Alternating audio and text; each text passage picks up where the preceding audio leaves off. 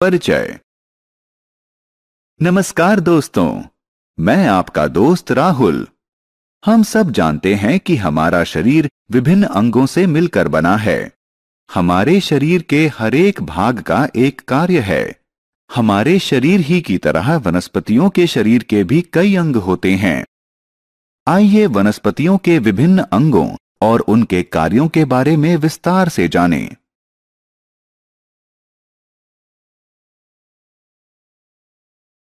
आओ सीखें। वनस्पतियों के अंगों को पहचानना। जड़, तना, पत्ती और फूल के आकार और कार्य का वर्णन करना। फल और बीज के कार्य को समझाना।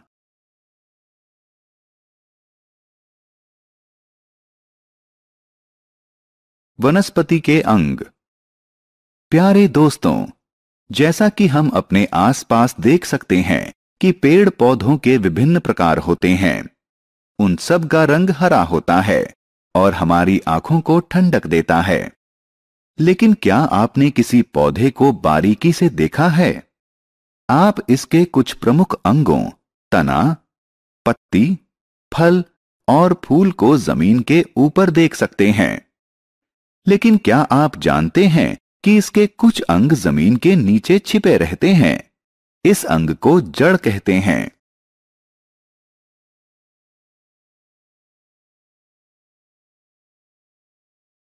जड़ें। आइए अब पौधों के अंगों के बारे में विस्तार से जानें। शुरुआत जड़ से करते हैं। जड़ पौधे का गैर हरा भाग होता है जो जमीन के नीचे बढ़ता है। क्या आप जानते हैं कि जड़ मुख्यतः दो प्रकार की होती है, मूसला जड़ और रेशेदार जड़। लेकिन ये होती कैसी हैं? मूसला जड़ में एक मुख्य मोटी जड़ होती है जो मिट्टी में गहराई तक जाती है। कई पतली और कमजोर जड़ें इस मुख्य जड़ से निकली होती हैं। मूसला जड़ मुख्यतः सेम, मटर और सरसों के पौधों में पाई जाती हैं। लेकिन रेशेदार जड़ में तने के अंत में एक समान आकार की कई जड़ें जुड़ी होती हैं, यानी मूसला जड़ की तरह कोई एक मुख्य जड़ नहीं होती। इस तरह की जड़ें घास और गेहूं में पाई जाती हैं। जड़ों के कार्य। अभी तक हमने जड़ों की संरचना और प्रकार के बारे में जाना, लेकिन अब प्रश्न यह है कि जड़ों का कार्य क्या है? दोस्तों, असल में जड़ें पौधे को जमीन में मजबूती से टिकाए रखती हैं। वे पौधे के अन्य अंगों तक पहुंचाने के लिए जमीन से पानी और खनिज सोखती हैं। कुछ पौधों में जड़ें भोजन संग्रह का कार्य भी करती हैं, जैसे कि गाजर, मूली या शलजम। पौधे द्वारा तैयार भोजन जड़ों में एकत्र रहता है। हम इन जड़ों को खाते हैं और पोषण पाते हैं। तना। अब आइए तना के बारे में जानें। तना पौधे का हरा या भूरा भाग होता है जो जमीन के ऊपर विकसित होता है। यह पौधे को सहायता देता है और उसकी शाखाओं, पत्तियों, फूलों और फलों को अपने शरीर पर वहन करता है। नए पौधों में तने का रंग हरा होता है, लेकिन समय के साथ पौधे की उम्र बढ़ने पर इसका रंग भूरा हो जाता है। कुछ पेड़ जैसे बरगद या आम के तने कठोर, मजबूत और भूरे होते हैं। इन्हें डाल कहते हैं। वहीं कुछ पेड़ों के तने जैसे केला मोटे किंतु मुलायम और हरे होते हैं। कुछ पौधों में तने इतने कमजोर होते हैं कि वो पौधे को सीधे नहीं रख पाते।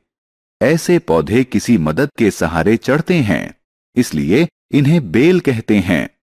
मनी प्लांट इसका सबसे अच्छा उदाहरण है।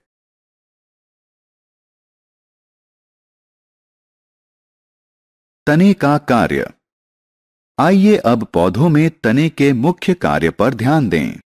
जड़ों में सोखा गया जल तने के माध्यम से पत्तियों तक पहुंचता है, जो कि फल बनाने के काम आता है। यह पत्तियों द्वारा बनाए गए भोजन को पौधे के सभी अंगों तक ले जाता है। कई बार पत्तियों द्वारा बनाया गया भोजन तने में ही संग्रहित होता है, जैसे कि गन्ना। इसके दूसरे उदाहरण आलू और प्याज हैं।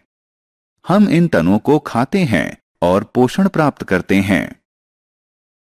कुछ पौधों में भोजन तने में ही संग्रहित होता है।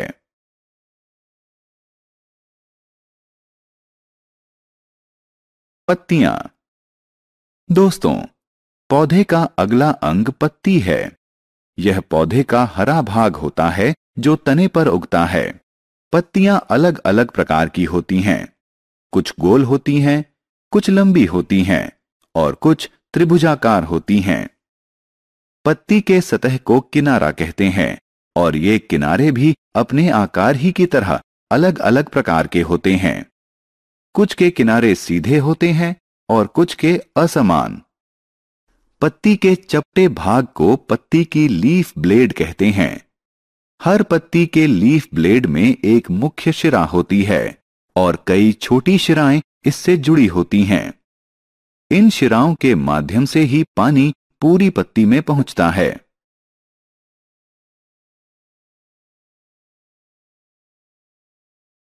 पत्तियों के कार्य।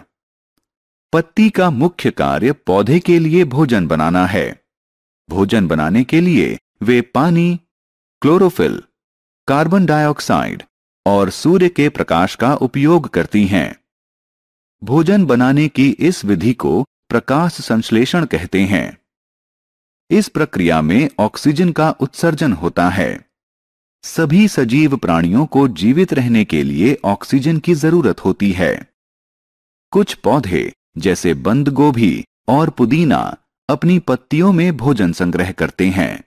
हम पोषण पाने के लिए इन पत्तों को खाते हैं। फूल। दोस्तों, आइए अब हम पौधे के सबसे आकर्षक और सुंदर भाग फूल को हाईलाइट करें। वे विभिन्न रंगों के होते हैं। वे विभिन्न आकार प्रकार के होते हैं। ज्यादातर फूलों में मीठी खुशबू होती है और जब यह फैलती है तो कीड़ों और चिड़ियों को आकर्षित करती है।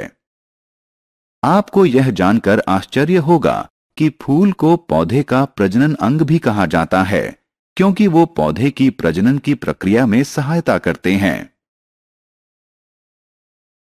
फल और बीज। मुझे पता है कि आप में से ज्यादातर लोगों को फल पसंद हैं। फल पौधे का रसदार भाग होता है।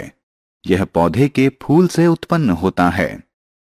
फल विभिन्न आकार, प्रकार और रंग के होते हैं।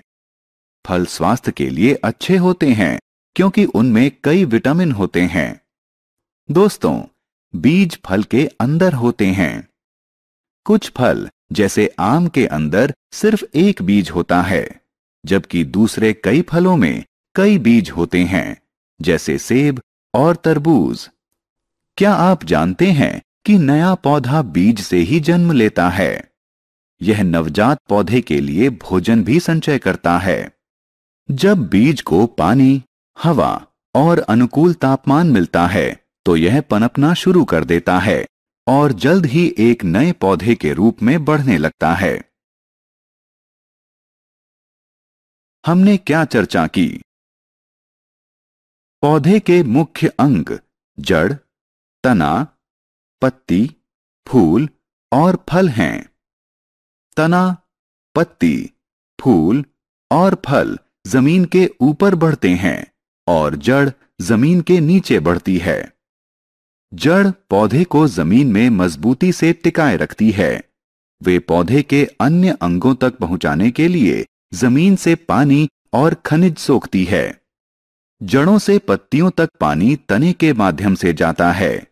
कुछ पौधों में तने भी भोजन एकत्रित करते हैं। पत्तियां पानी, क्लोरोफिल, कार्बन डाइऑक्साइड और सूर्य के प्रकाश की उपस्थिति में पौधे के लिए भोजन बनाती हैं। फूलों को पौधे का प्रजनन अंग भी कहते हैं, क्योंकि वे पौधे के प्रजनन में सहयोग करते हैं। फल पौधे का रसदार भाग होता है। यह पौधे के फूल से उत्पन्न होता है। फल के भीतर बीज होते हैं। बीज से नया पौधा विकसित होता है।